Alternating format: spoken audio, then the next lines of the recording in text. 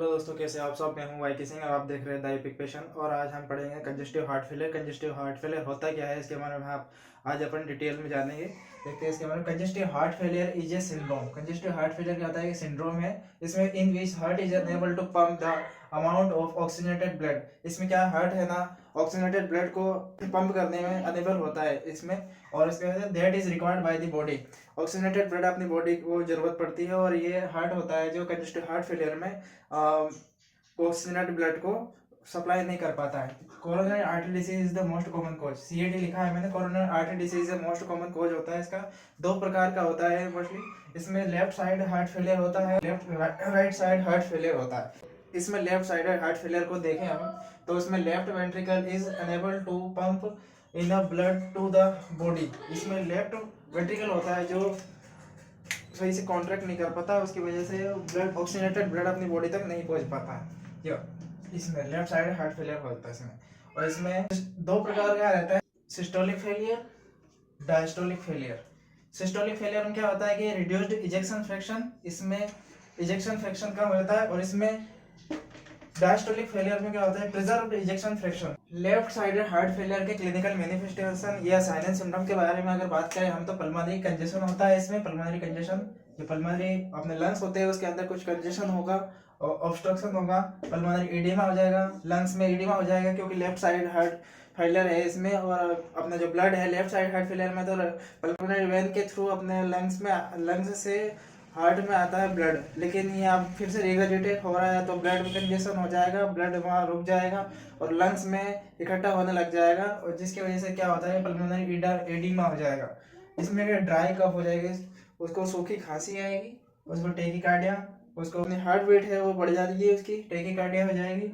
और enlargement of heart, इसमें मैंने बताया था आपको इनलार्जमेंट ऑफ हार्ट हो जाएगा। तो ये इसमें यहाँ पे लिख दिया मैंने साइन एंड सिम्टम में कि इनलार्जमेंट ऑफ द हार्ट हो जाता है। ऑर्थोपनिया, जब वो लेटेगा तो उसको सांस लेने में दिक्कत आएगी। क्योंकि राइट साइड हार्ट फेलियर में क्या होता है कि back of blood into right atrium and venous circulation.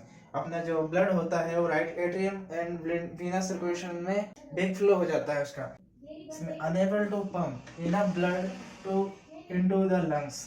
इसमें क्या होता है कि unable to pump enough blood into the lungs. देखो मैं रफली बताता हूँ। इसमें ये अपन ने ड्रॉ किया है हार्ट का 4 चैम्बर है इसमें। राइट एट्रियम हो गया, ये राइट एट्रियम है। और ये है अपना वेंट्रिकल। इसमें वीनस सर्कुलेशन के थ्रू, यानी कि सुपीरियर वेना केवा या इंफीरियर वेना केवा, ये सुपीरियर वेना केवा या इंफीरियर वेना केवा, इसके थ्रू राइट एट्रियम में डीऑक्सीजनेटेड ब्लड अपने राइट एट्रियम में आएगा। राइट एट्रियम से ट्राइकस्पिड वाल के थ्रू जाएगा अपना ब्लड राइट वेंट्रिकल में। राइट वेंट्रिकल से ब्लड जाना चाहिए नॉर्मली तो पल्मोनरी वेन के थ्रू लंग्स के अंदर। लेकिन इसमें क्या हो रहा है कि इनलार्जमेंट ऑफ हार्ट हो गया है, अपना हार्ट इनलार्ज हो गया। और इसकी वजह से क्या होता है कि ब्लड का रिगर्जिटेशन हो गया है। राइट वेंट्रिकल से सीधा वो ब्लड जा रहा है, अपना जो आया हुआ ब्लड होना चाहिए, आना चाहिए अपन को राइट एट्रियम से राइट वेंट्रिकल में। लेकिन ब्लड यहाँ आया तो है, लेकिन ठीक है ये रिगर्जिटेशन हो रहा है, ब्लड बैक फ्लो हो रहा है उसका। और बैक फ्लो होकर अपना वीनस सर्कुलेशन में वापस जा रहा है। राइट साइडेड हार्ट फेलियर के क्लिनिकल मैनिफेस्टेशन या साइन एंड सिम्टम की बात करें तो इसमें क्या होता है? Abnormal fluid collection in the body such as pleural effusion, जो अपने लंग्स होते हैं उसके अंदर पानी भर जाता है। या फिर हो जाएगा असाइटिस, अपने एब्डोमेन असाइटिस हो जाएगा, उसमें पानी भर जाएगा। और एडिमा हो जाएगा, oedema on the ankle joint, ankle होता है अपना पैरों के, वहाँ पे एंकल जॉइंट के पास एडिमा हो जाएगा, या पिटिंग एडिमा हो जाएगा, या वेट गेन, वजन बढ़ जाएगा पेशेंट का, जुगुलर वेन डिस्टेंशन हो जाएगा। इसकी इटियोलॉजी अपन देखें, इटियोलॉजी में क्या होता है? कोरोनरी आर्टरी डिसीज, सीएडी लिखा है मैंने। कोरोनरी आर्टरी डिसीज, जो कोरोनरी आर्टरी डिसीज होता है इसकी वजह से भी अपना हार्ट फेलियर हो सकता है। इसमें लेफ्ट साइड हार्ट फेलियर हो सकता है या राइट साइड हार्ट फेलियर हो सकता है। कोरोनरी आर्टरी क्या होती है कि जो अपने हार्ट होता है उसको ब्लड सप्लाई करती है। अगर इसमें कुछ कंजेशन हो जाएगा तो उसकी वजह से कोरोनरी आर्टरी डिसीज हो जाएगी। और उसकी वजह से अपना ब्लड जो हार्ट होगा वो पंप करना उसके लिए मुश्किल होगा, थोड़ा पंप नहीं कर पाएगा, उसकी वजह से हार्ट फेलियर हो सकता है। हाइपरटेंशन, अगर हाइपरटेंशन हो जाएगा, ब्लड प्रेशर अगर उसका बढ़ जाएगा पेशेंट का, तो उसी वजह से भी हो सकता है इटियोलॉजी में। और इसमें वल्वुलर हार्ट डिसीज, हार्ट के वाल के अंदर कोई प्रॉब्लम आ जाती है, रिगर्जिटेशन हो जाता है। लंग डिसीज, जैसे अपने लंग्स है, इनके अंदर कुछ डिसीज हो गई, इन लंग्स के अंदर अगर कुछ डिसीज हो गई, इसमें एब्सिस हो गया, लंग्स कैंसर, सीओपीडी कुछ भी हो जाता है, इसकी वजह से भी अपन को हार्ट डिसीज का सामना करना पड़ता है इसमें। क्योंकि जो अपना लंग्स का काम होता है कि ऑक्सीजनेटेड ब्लड को अपने हार्ट तक पहुंचाना, लेकिन लंग्स में कुछ प्रॉब्लम आ जाती है या फिर कैंसर वगैरह कुछ प्रॉब्लम हो तो उसकी वजह से अपना जो ऑक्सीजनेटेड ब्लड होता है जो हार्ट तक नहीं पहुंच पाता है। फिर उसके बाद जेनेटिक फैक्टर देखते हैं। स्मोकिंग का एक कारण ये रहता है कि स्मोकिंग करेगा पेशेंट तो स्मोकिंग इसमें होता है निकोटीन होता है। निकोटीन के कारण क्या होता है, अपने लंग्स में प्रॉब्लम, अपने लंग्स में जाएगा निकोटीन और लंग्स से ब्लड सर्कुलेशन में चला जाएगा। इसकी पैथोफिजियोलॉजी में हम देखें एनी इटियोलॉजिकल कॉज लाइक जैसे कि coronary artery disease. Coronary artery disease में क्या होता है कि इसकी वजह से decrease contractibility of the heart, जो हार्ट होती है उसकी कॉन्ट्रैक्टिबिलिटी, पंपिंग करने की एक्शन वो डिक्रीज हो जाएगा, जिसकी वजह से हार्ट का जो होता वो जो होता है वर्कलोड उसका बढ़ जाएगा हार्ट का। और उस जो नेक्स्ट है उसमें पैथोफिजियोलॉजी में आ जाएगा कंपनसेटरी मैकेनिज्म। अपनी बॉडी में अगर एक बार का कुछ भी प्रॉब्लम अराइज हो जाती है तो अपनी बॉडी में ऐसा सिस्टम है अराइज होता है कि जो होता है कंपनसेटरी मैकेनिज्म होता है, और उसके थ्रू जो भी प्रॉब्लम आ रही है उसको ठीक कर दिया जाता है अपनी बॉडी के द्वारा। और जो यहाँ वही सिस्टम यहाँ पे होगा कि कंपनसेटरी मैकेनिज्म यहाँ पे दिखाई देगा, और उसके बाद मायोकार्डियल रिमॉडलिंग हो जाएगी। मायोकार्डियल जो भी प्रॉब्लम आ रही थी, इशू आ रहा था, वो रिमॉडलिंग हो जाएगा, फिर से सही हो जाएगा। और इसमें इंक्रीज डायस्टोलिक प्रेशर, अपना जो डायस्टोलिक प्रेशर है वो बढ़ जाएगा।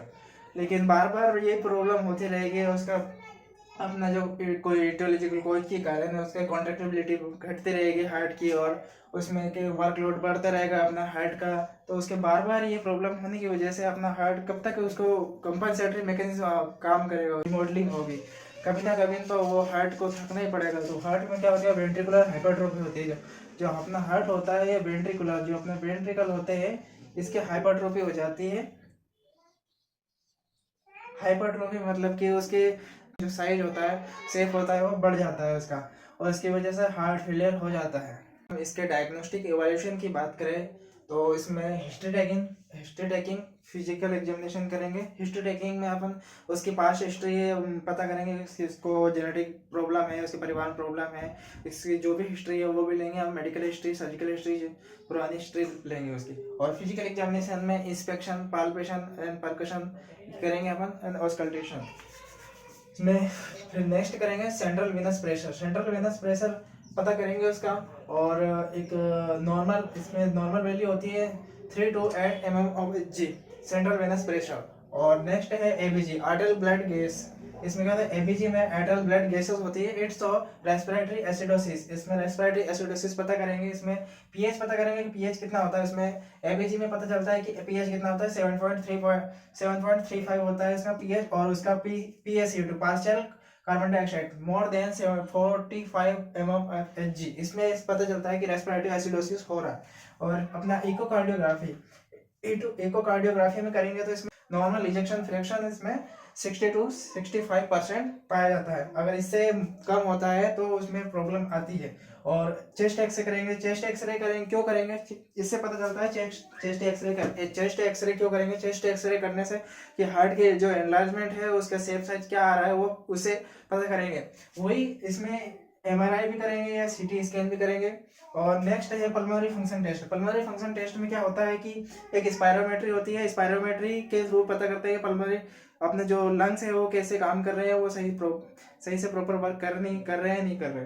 और इसमें एलएफटी, आरएफटी, सीबीसी करेंगे हम, और एक एंजियोग्राफी करेंगे जो इन्वेजिव प्रोसीजर होता है। इसमें मेडिकल मैनेजमेंट में क्या करें, पोजीशन, हाई फॉलोअर पोजीशन या सेमी फॉलोअर पोजीशन देंगे, कार्डियक पोजीशन देंगे।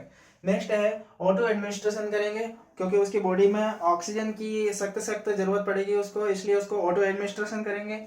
डायरेटिक्स देंगे, डायरेटिक्स में आता है लेसिक्स हो गया, फ्रूसेमाइड हो गया। डायरेटिक्स में डोपामाइन देंगे, और डाइजेक्सिन होता है, ये कार्डियक आउटपुट को बढ़ाती है। डाइजेक्सिन कब नहीं देनी है, अगर उसका हार्ट बीट पर मिनट से कम है तो डाइजेक्सिन नहीं देनी है।